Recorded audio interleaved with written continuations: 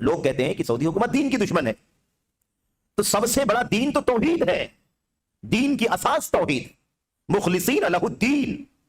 مخلص لہ دینی، اپنی عبادت کو، اپنی توحید کو اللہ تبارک و تعالیٰ کے لیے خالص کرنا ہے۔ اللہ تعالیٰ کے لیے توحید کیا ہونی چاہیے؟ خالص ہونی چاہیے، عبادت اللہ تبارک و تعالیٰ کے لیے خالص ہونی چاہیے۔ یہ اس ملک کا امتیاز ہے۔ آپ بتاؤ کس حساب سے یہ ملک توحید یا دین کا دشمن ہے؟ کس معیار سے، کس پیمانے سے سعودی حکومت دین کی دشمن ہے؟ توحید کا اتنا بڑا کام سعودی حکومت کے سوا آپ پوری دنیا کے کسی ملک میں دکھائی نہیں دے گا۔ اس کے بعد کہتے ہیں اسی طرح سے اس حکومت نے ملک کے طول و عرض میں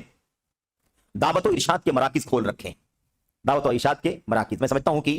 ہماری اپنی پرانی معلومات کے مطابق تقریباً 200 کے قریب اجانب یعنی جو غیر سعودی ہیں اور وہاں پر مختلف ملازمتوں میں یا مختلف کاموں سے جڑے ہوئے ہیں، روزی روٹی کے لیے سعودی عرب آئے ہوئے ہیں، ان لوگوں کو دین کی دعوت کے لیے، ان لوگوں کی تعلیم کے لیے، تربیت کے لیے، ایمان عقیدے عمل کی اصلاح کرنے کے لیے تقریباً 200 آفسیں، 200 مراکز قائم تھے، جس میں سب سے زیادہ آفسیں القصیم جو وہاں کا ایک منطقہ ہے، اسٹیٹ ہے آپ کہہ سکتے ہیں، تقریباً 45 کے قریب مراکز ایک ہی اسٹیٹ میں قائم تھے۔ اس کے علاوہ مختلف جو علاقے ہیں، ریاض ہے، دمام ہے، شرقیہ وغیرہ، تمام علاقوں کو ملا کر کے تقریباً 200 کے قریب مراکز قائم تھے۔ بقیہ جو وہاں دعوت و ارشاد کا شعبہ ہے وہاں کے اپنی عوام کے لیے، وہ تو ہر جگہ قائم ہے، ہر جگہ قائم ہے اور بہت بہت بڑی تعداد میں قائم ہے۔ تو سعودی حکومت وہاں کے اپنے عوام کی تعلیم و تربیت کے لیے، دینی رہنمائی کے لیے اتنا بڑا نظام، باہر سے جو لوگ کام کرنے کے لیے آئے ہیں وہ روزی روٹی بھی حاصل کریں اپنی اور روحانی غذا بھی حاصل کریں، خالی توحید اور سنت کا پیغام لے کر کے اپنے ملکوں میں جائیں اور وہاں بھی توحید و سنت کا کام کریں، اور اس کے علاوہ دعات کو دنیا کے کونے کونے میں بھیج کر اللہ تبارک و تعالیٰ کی کتاب اور نبی کی سنت کا پیغام عام کرنے کے لیے اتنی بڑی کوششیں، اتنا بڑا کارنامہ انجام دینے کا کام سعودی حکومت کر رہی ہے۔ اللہ کے گھروں میں حفظ قرآن کے حلقات قائم کر رکھے ہیں، مسجدوں میں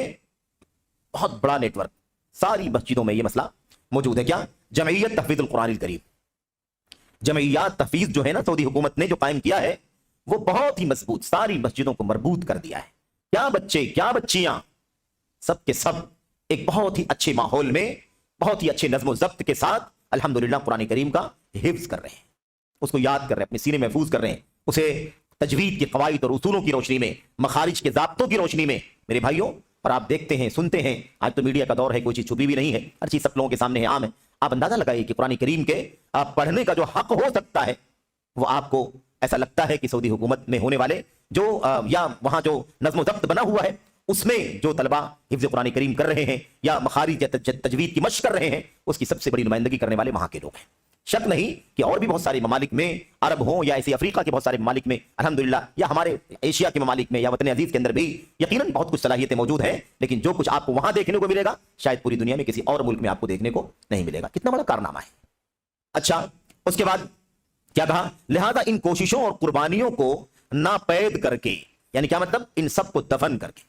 اتنی ساری قربانیاں، اتنی ساری خدمات سعودی حکومت کی ہیں، ان تمام کو دفن کر کے محض لغزشوں کی ٹوہ میں لگے رہنا کسی طرح مناسب نہیں۔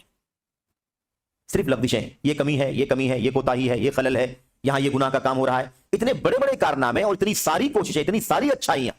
ان کو نظر انداز کر دیا جائے، ان کو ایک دم دفن کر دیا جائے، ان کو شماری نہ کرے کوئی، اور چند جو غلطیاں انسانی اور بشری بنیاد پر ہوتی ہیں ان غلطیوں کو لے کر کے اچھالنا اور اس کی ٹوہ میں پڑنا، اس کو کھودنا، کوریدنا،